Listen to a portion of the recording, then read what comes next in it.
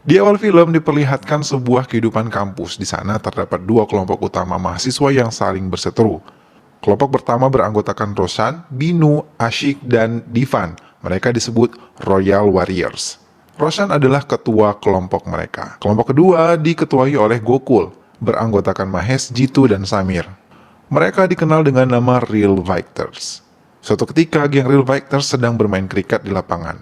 Lalu tiba-tiba kelompok Royal Warrior datang merebut lapangan tersebut sehingga terjadi tawuran antara dua geng tersebut. Jitu terluka oleh Devan, kemudian tukang kantin yang sangat kompor bernama Manian menghasut teman-teman itu untuk membalas dendam. Akhirnya terjadilah pembalasan dendam dan tawuran kembali tak terhindarkan.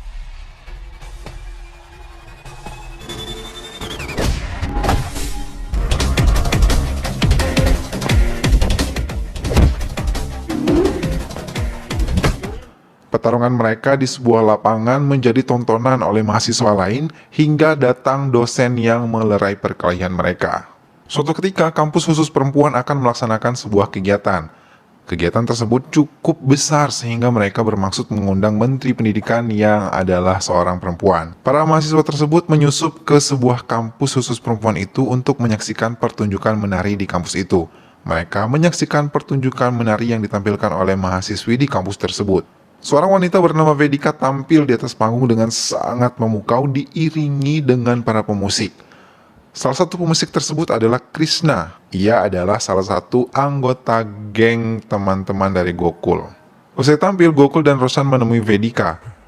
Mereka memuji penampilan yang sangat memukau. Namun Vedika lebih tertarik pada Krishna, pemusik yang tadi mengiringinya menari. Kemudian saat bersama dengan teman-temannya, Vedika menjelaskan bahwa ia dan Krishna dulu terlibat sebuah permasalahan di masa lalu. Namun ternyata Krishna tidak menyimpan dendam dengan masalah tersebut. Kemudian Vedika datang menemui Krishna, meminta Krishna untuk mau tampil kembali bersamanya dalam sebuah acara, namun sayangnya Krishna menolak. Saat di kampus, Pak dosen memberitahu Krishna bahwa Vedika menyukainya. Mengetahui hal tersebut, Roshan sangat marah. Ia kemudian mengejar Krishna yang berlari sampai ke sebuah laboratorium. Krishna masuk ke laboratorium tersebut dan mengunci pintu. Roshan dan kawan-kawan mendobrak pintu, lalu dia sangat terkejut melihat Krishna bersama dengan teman-temannya.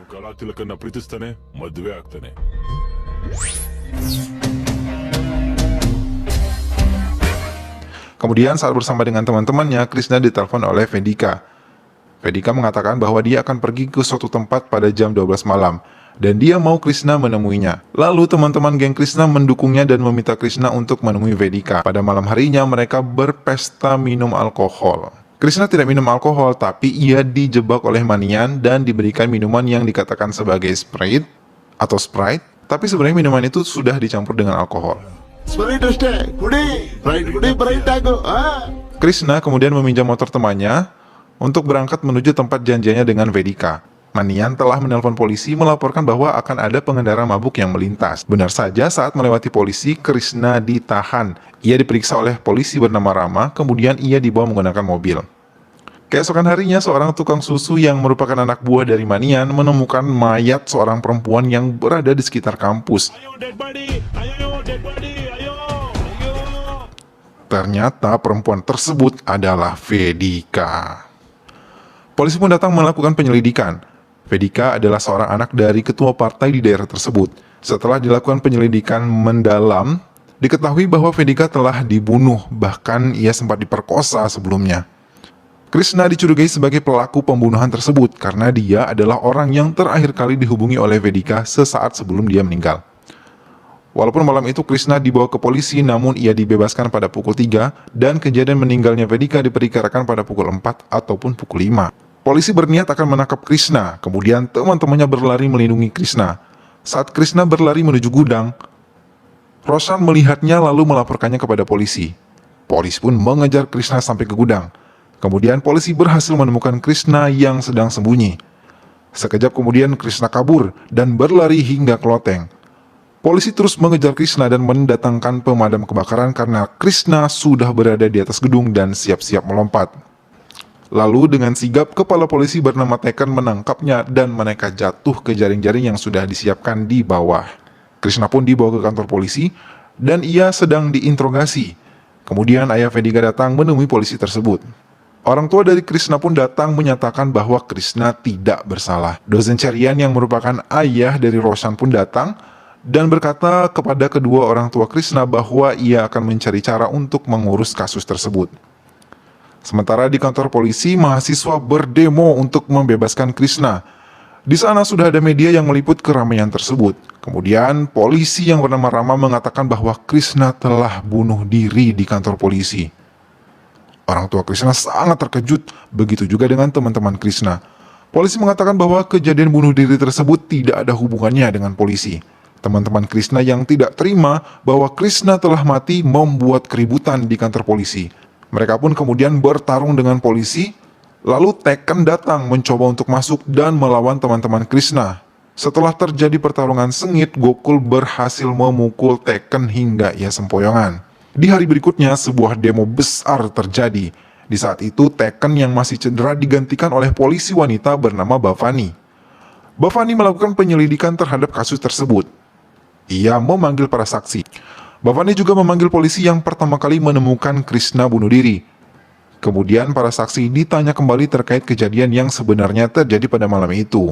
Tukang susu pun menceritakan bahwa ia tidak mengetahui apa-apa, tetapi bosnya lah yang mengetahui segalanya. Bosnya yang bernama Manian, si kompor itu pun bercerita bahwa di kampus ada dua geng yang selalu bersiteru.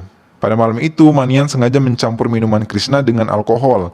Lalu anak buah Manian pun berkata bahwa Manian juga menelpon polisi agar polisi dapat mencegah Krishna di jalan. Polisi berdasarkan keterangan dari Manian berangkat ke kampus untuk menangkap Roshan. Akhirnya keributan terjadi di kampus. Roshan dan anak buahnya menolak untuk ditangkap. Mereka pun tawuran dengan polisi. Kemudian pasukan polisi dipimpin oleh Bhavani datang ke kampus. Bhavani pun beraksi memukuli para mahasiswa yang ada di sana. Lalu seseorang datang membawa mobil mewah. Ia bernama Edward Livingstone. Edward adalah dosen baru di kampus tersebut. Setelah dikenalkan, Edward mulai mengakrabkan diri dengan lingkungan kampus. Ia mengenalkan dirinya dengan rekan dosen lainnya. Kemudian saat berkenalan dengan dosen, terlihat bahwa Edward disukai oleh dosen cantik bernama Smita. Edward adalah dosen yang sangat karismatik dan juga berkarakter. Dia menjadi perbincangan di kampus tersebut. Ia pun akhirnya dipercaya untuk mengawasi asrama mahasiswa. Suatu malam dia datang ke kamar Roshan dan menemukan bahwa di sana terdapat asap yang berbau ganja. Kemudian Edward menemui dosen Cherian di kamarnya. Edward pun mengobrol bersama dengan Cherian tentang Roshan. Cherian adalah ayah kandung dari Roshan. Cherian menyebut bahwa ia tidak begitu akrab dengan anaknya tersebut. Sedangkan besok akan diadakan sidang terbuka membahas permasalahan pembunuhan dan kematian Krishna. Cherian berkata bahwa dia akan mengundurkan diri jika anaknya ditangkap oleh polisi. Kemudian pada saat sidang terbuka, polisi berniat untuk menangkap Roshan. Tetapi Edward mengajukan beberapa pertanyaan yang membuat polisi menjadi sedikit kebingungan. Lalu Edward menanyakan kembali pertanyaan-pertanyaan yang akhirnya membuat kedua geng sadar bahwa mereka semua adalah target dari penyelidikan polisi. Edward menjelaskan lagi bahwa Vedika kemungkinan tidak dibunuh di kampus, sehingga pelakunya berasal dari luar kampus. Pada bukti kejadian menunjukkan bahwa pelaku pembunuhan tersebut adalah orang luar. Kemudian setelah rapat, Edward mengumpulkan kedua geng di kantin. Dia berkata bahwa kasus ini hanya akan diselesaikan bersama-sama. Tidak ada lagi dua geng, yang ada hanyalah satu status, yaitu mahasiswa alias geng pelajar. Namun kedua geng tersebut menolak, dan mereka pergi meninggalkan Edward. Sementara di tempat lain, ayah Vedika datang menemui Bhavani menanyakan perkembangan penyelidikan kasus pembunuhan anaknya. Bhavani pun menyebut bahwa ia tidak bisa masuk ke kampus karena pemerintah melarang penangkapan dari kampus.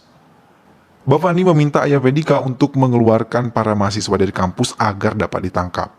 Kemudian keesokan harinya di kampus terjadi sebuah tawuran besar. Nampaknya terjadi penyerangan dari kampus lain ke kampus tersebut. Mahasiswa pun berlarian, berhamburan dan berkelahi dengan para penyerang kampus. Kemudian Edward menelpon Bhavani meminta bantuan agar penyerang kampus dibekuk. Namun Bhavani menolak. Ia mengatakan bahwa mereka tidak dapat masuk ke kampus. Bhavani meminta kampus menyelesaikan masalahnya sendiri. Edward pun tampil menghajar seluruh pengacau di kampus tersebut.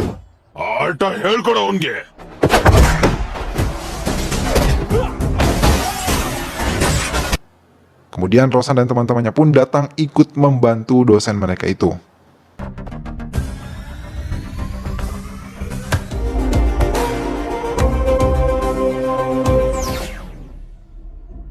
ನಮ್ಮ ಈ ಕ್ಯಾಂಪಸ್ ಒಂದು ಕೋಟೆ. ತಮ್ಮಿದ್ರೆ ಮುಂದೆ ಬಂದ್ರು ನೋಡ್ತೀವಿ.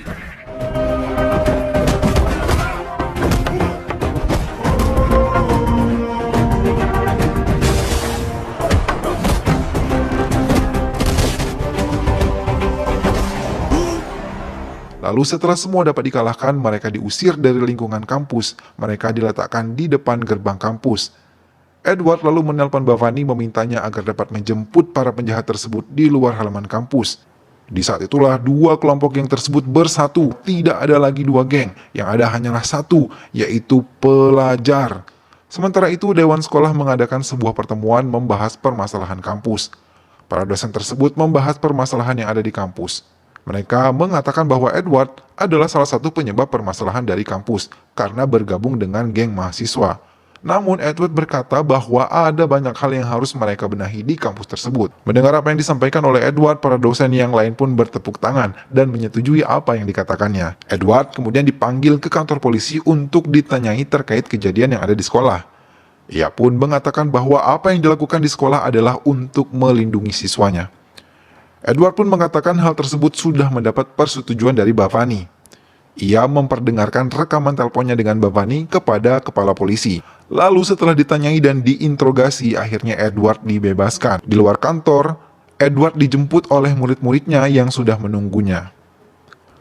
Kemudian Edward menelpon Bhavani, memperlihatkan bahwa mahasiswa yang menjadi buronan mereka sudah ada di bawah. Edward sengaja memancing Bhavani untuk berusaha mengejarnya dan keempat anak tersebut. Karena apabila di kampus mereka tidak dapat menangkap mahasiswa. Tetapi jika berada di luar kampus mereka dapat menangkapnya. Lalu adegan kejar-kejaran pun berlangsung. Mobil Edward yang membawa mahasiswanya dikejar oleh mobil polisi. Polisi mengejar sampai ke kampus namun mereka tidak bisa menangkapnya karena Edward dan anak-anak tersebut sudah berada di dalam kampus. Keesokan harinya Edward mengajak para mahasiswa tersebut untuk bekerja bakti membersihkan kampus dan mereka mengajak para dosen yang ada di situ untuk bergabung. Mereka pun bekerja bakti bersama-sama membersihkan lingkungan kampus. Di kemudian harinya Edward melihat ada beberapa orang baru yang ada di kampus tersebut. Ternyata beberapa posisi pekerjaan di kampus telah diisi, mulai dari satpam, tukang listrik, diisi oleh polisi yang menyamar. Edward kemudian meminta anak-anaknya agar waspada dan tidak meninggalkan area kampus dengan kepentingan alasan apapun. Namun suatu malam saat Manian akan menyelundupkan alkohol, Edward muncul dan mencegahnya. Di sana Edward mengetahui bahwa Gakul dan Rosan telah pergi meninggalkan kampus karena menghadiri acara pernikahan teman Gokul. Edward pun lalu pergi menyusul mereka. Tekken mencoba untuk menangkap mereka bertiga. Kemudian perkelahian di antara mereka pun terjadi. Tekken terlihat unggul dalam pertarungan tersebut meski ia dikeroyok oleh 3 orang. Rosan kemudian tertangkap dan ia meminta kedua temannya untuk kabur. Akhirnya 2 temannya itu kabur dan bertemu dengan Edward. Rosan kemudian dibawa ke sebuah gudang untuk diserahkan kepada ayah Vedika. Hal tersebut diketahui oleh Edward dan ia pun menyusul Rosan. Kemudian Edward menabrakkan mobilnya sehingga menghancurkan tembok gudang tersebut. Edward pun menghajar para anak buah ayah Vedika sampai babak belur. Akhirnya Edward berhasil menyelamatkan Rosan dan keesokan harinya di kantor polisi ia membeberkan semua hal tersebut kepada media yang menyebut bahwa polisi telah bekerja sama dengan tokoh politik. Ia menunjukkan kepada media bahwa polisi telah berbohong dengan mengatakan bahwa pelakunya telah tertangkap. Edward pun mengatakan kepada media bahwa dia dan anak-anaknya akan membantu polisi menemukan pelaku sebenarnya. Dia meminta waktu 10 hari sampai menemukan pembunuh sebenarnya. Ia pun melakukan rapat dengan anak-anaknya untuk menemukan pelaku sebenarnya, yang bisa saja berada di antara salah satu di antara mereka. Edward pun mendatangi banyak tempat untuk melakukan penyelidikan terhadap kematian Vedika. Ia melihat berbagai macam video dan mengunjungi orang-orang yang menurutnya bisa memberikan informasi terkait pembunuhan tersebut. Kemudian 8 hari pun telah berlalu. Edward belum menemukan petunjuk apapun. Edward kemudian menasihati Rosan agar mempersatukan kedua orang tuanya kembali. Kemudian, Rosan mengundang Cherian dan teman-temannya untuk menghadiri acara ulang tahun ayahnya. Di sanalah Cherian dipertemukan dengan istrinya.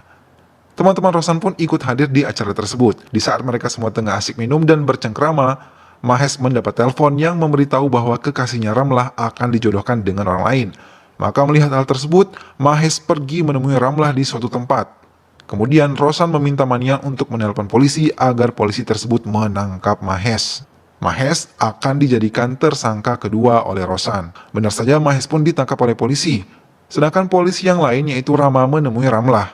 Polisi tersebut berkata bahwa Ramlah akan dibawa untuk menemui Mahes di kantor polisi. Namun ternyata Ramlah tidak dibawa ke kantor polisi, melainkan dibawa ke suatu rumah. Di rumah tersebut, Rama berniat ingin memperkosa Ramlah.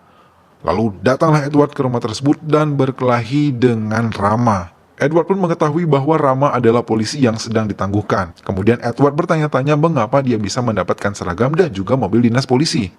Dan 10 hari itu pun tiba, seluruh media masyarakat dan juga polisi telah berkumpul di kampus untuk menuntut kebenaran siapakah pelaku di balik pembunuhan Vedika. Edward memanggil Rama untuk menjelaskan siapa dalang sebenarnya dari kejadian tersebut. Kemudian Rama membuat pengakuan bahwa sebenarnya dalang dari seluruh kejadian tersebut adalah polisi Tekken. Tekken sempat kesal karena rahasianya akan diungkap oleh Rama. Ia pun bermaksud untuk menghajar Rama namun dihalangi oleh para mahasiswa. Kemudian Rama membuat pengakuan bahwa yang membunuh Vedika sebenarnya adalah polisi Tekken. Ia membunuh Vedika karena Vedika adalah orang yang menyebabkan polisi Tekken dalam sebuah masalah yang besar.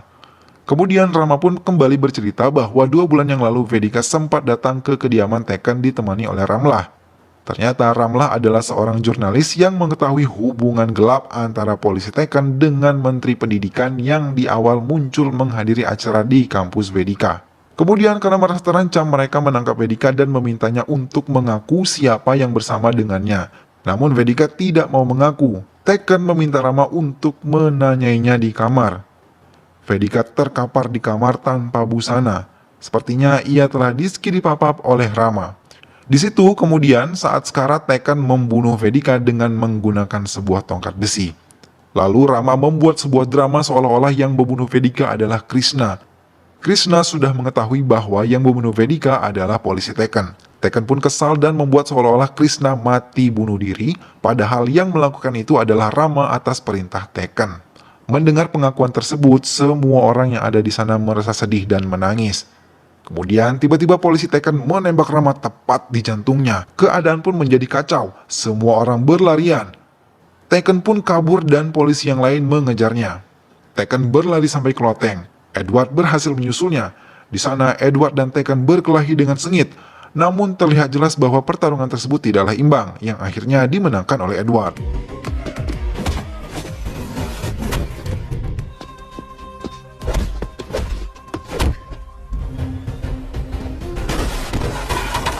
Akhirnya setelah pertarungan yang panjang, Edward pun berhasil menembak Tekken. Tekken terjatuh dan seketika mati di tempat. Scene pun berganti memperlihatkan demonstrasi mahasiswa di kantor polisi menuntut Edward untuk dibebaskan. Lalu Bhavani meminta mereka masuk dan menemui Edward yang ternyata Edward sebenarnya adalah seseorang yang tidak tahu apa-apa tentang kejadian tersebut. Akhirnya diketahui bahwa selama ini seseorang telah memakai identitas Edward Livingstone dan berpura-pura menjadi dosen di kampus untuk menyelidiki kasus pembunuhan tersebut. Orang yang berpura-pura menjadi Edward selama ini adalah seorang pejabat polisi IPS bernama Anto Antoni. Dan ternyata para polisi yang menyamar sebagai petugas di sekolah tersebut juga merupakan teman-teman dari Anto Antoni ini. Film pun selesai.